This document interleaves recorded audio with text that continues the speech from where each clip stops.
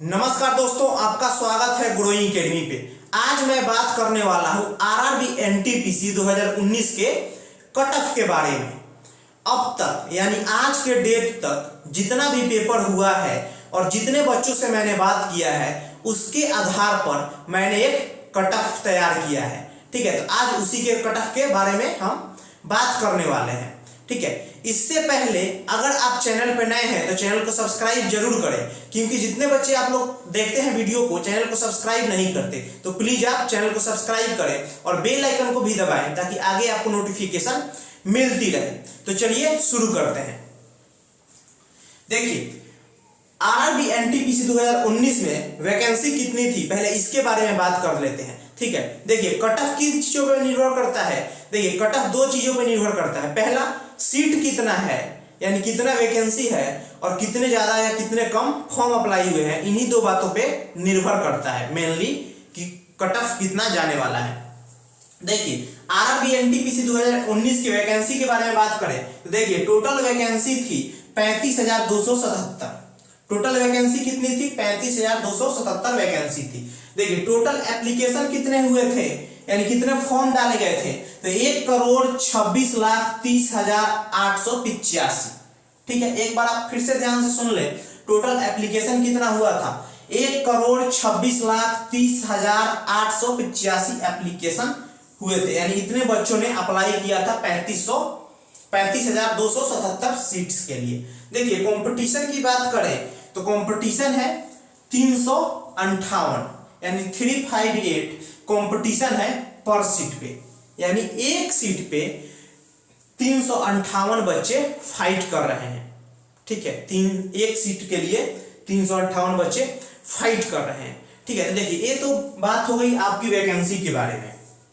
एक इसके बारे में बात हो गई कि आपकी वैकेंसी के बारे में। तो एक चीज आप रियलाइज कर चुके होंगे कि आपकी वैकेंसी भी थोड़ी कम है और फॉर्म थोड़े ज्यादा अप्लाई हुए हैं। ठीक है, आपने ये चीज रियलाइज कर लिया होगा। ठीक है, तो यहाँ पे कट ऑफ थोड़ा ज्यादा जाने के चांसेस हैं। ठीक है, आरआरबी एनटीपीसी में।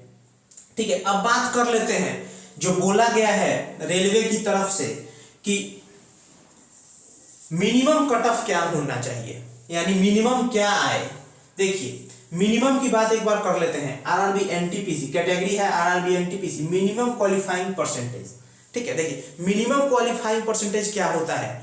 देखिए अगर आपके जितना मिनिमम दिया गया है उतने मार्क्स हैं, उतने परसेंट मार्क्स हैं, तो आप आगे के स्टेज के लिए एलिजिबल हैं। अगर आपने उतना भी नंबर नहीं ले आया है यानी जितना बोला गया है, तो आप आगे के स्टेज के लिए एलिजिबल नहीं है। ठीक है, आप ये चीज अब समझ चुके होंगे। देखिए कैटेगरी यूआर एंड ईडब्ल्यूएस के लिए 40% है, 40% मिनिमम क्वालिफाइंग है।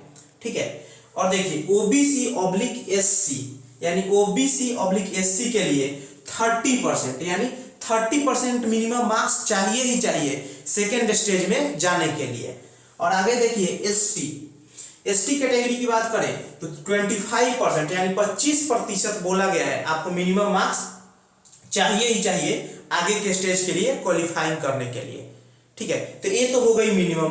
ठीक है, अब कुछ बच्चों के मन में डाउट रहता है कि सर मैंने 50 किया है, 6-7 गलत होगा, मेरे टोटल 40 नंबर बन रहे हैं यानी 40 नंबर बन रहे हैं, तो क्या मैं क्वालिफाइंग कर सकता हूं आगे के स्टेज के लिए। तो देखिए अगर आप इस आधार पे बात करें, आप इस आधार पे बात करें कि 40% यहाँ दिया गया है, 30% और 25% दिया गया है, तो आप प्लीज मत सोचिए। ठीक है, इतना कट ऑफ जाने वाला नहीं है, इससे ज्यादा ही जाएगा, कम नहीं जाएगा, क्योंकि आपका नॉर्मलाइजेशन भी होना है, तो आपका कट ऑफ इतना नहीं जाएगा। ठीक है, आप ये चीजें अब समझ चुके होंगे। ठीक है, तो आप अपने मन से वहम दूर कर लें कि इतना परसेंट आएगा तो आप क्वालिफाइंग हो जाएंगे। क्वालिफाइंग आप नहीं हो पाएंगे। ठीक है, मैं आपको डरा नहीं रहा हूं, जो रियलिटी है वही बात मैं बता रहा हूं। ठीक है, चलिए ये तो चीजें आप समझ चुके होंगे। अब आगे चलते हैं, जो मैंने कट ऑफ बनाया है उसके ऊपर बात करते हैं। कट ऑफ को मैं आपको एक बार दिखाता हूं और उसके रीजन भी मैं बताऊंगा कि इतना कट ऑफ जाने का रीजन क्या है। ठीक है, तो चलिए आगे चलते हैं। चलिए अब बात करते हैं कट ऑफ के ऊपर। देखिए RRB NTPC 2019 expected cut off यानी अनुमानित कट ऑफ है, ठीक है। जितने भी मैंने बच्चों से बात किया है और आज के डेट तक जितना भी पेपर आया है उसको देखने के बाद मैंने कट ऑफ बनाया है, ठीक है। तो चलिए RRB NTPC 2019 expected cut off 2019 का एक्सपेक्टेड कट ऑफ है अनुमानित, ठीक है। नॉर्मलाइजेशन के बाद की अनुमानित कट ऑफ है, नॉर्मलाइजेशन की बाद की कट ऑफ है, ठीक है। देखिए ये है कैटेगरी और ये है कट ऑफ, ठीक है। देखिए यूआर कैटेगरी की जा सकती है 68 से 74 के बीच में, यूआर कैटेगरी की जा सकती है 68 से 74 के बीच में। आप फिर से एक बार ध्यान रखें, नॉर्मलाइजेशन की बाद की अनुमानित कट ऑफ है, ठीक है। यूआर कैटेगरी की 68 से 74 के बीच में जा सकती है। ओबीसी की बात करें तो 65 से 70 के बीच में जा सकती है, ठीक है। ओबीसी की कट ऑफ 65 से 70 के बीच में जा सकती है। ईडब्ल्यूएस की कट ऑफ 60 से 68 के बीच में जा सकती है, ठीक है। बहुत से बच्चों के मन में डाउट होगा कि सर ओबीसी की कट ऑफ ईडब्ल्यूएस से कम जाती है, तो नहीं, ईडब्ल्यूएस की कट ऑफ जो जाने वाली है मेरे अकॉर्डिंग वो ओबीसी से थोड़ा कम और एससी से थोड़ा ज्यादा जाने वाली है, ठीक है। तो ईडब्ल्यूएस का कट ऑफ कितना है, जाने का अनुमान है 60 से 68 के बीच में। एससी का जाने का अनुमान है कट ऑफ 55 से 60 के बीच में, ठीक है। एससी का कट ऑफ 55 से 60 के बीच में जा सकती है और एसटी की कट ऑफ 45 से 52 के बीच में जा सकती है। एसटी की कट ऑफ 45 से 52 के बीच में जा सकती है। देखिए फिर से मैं एक बार रिपीट कर देता हूं, नॉर्मलाइजेशन की बाद की कट ऑफ है और यूआर कैटेगरी की जाने वाली है मेरे अकॉर्डिंग 68 से 74 के बीच में। ओबीसी की जाने वाली है 65 से 70 के बीच में। ईडब्ल्यूएस की जाने वाली है 60 से 68 के बीच में। एससी की जाने वाली है 55 से 60 के बीच में और एसटी की जाने वाली है 45 से 52 के बीच में, ठीक है। ये तो आपके कट ऑफ हो गए। देखिए इसके पीछे कारण क्या है इतने कट ऑफ जाने की। तो देखिए पहला कारण है नॉर्मलाइजेशन। देखिए नॉर्मलाइजेशन में आपको भी पता है आपके मार्क्स बढ़ेंगे ही बढ़ेंगे, ठीक है। तो इसलिए कट ऑफ थोड़ा सा ऊपर जाने का अनुमान है। नॉर्मलाइजेशन में आपके मार्क्स बढ़ेंगे ही बढ़ेंगे, ठीक है।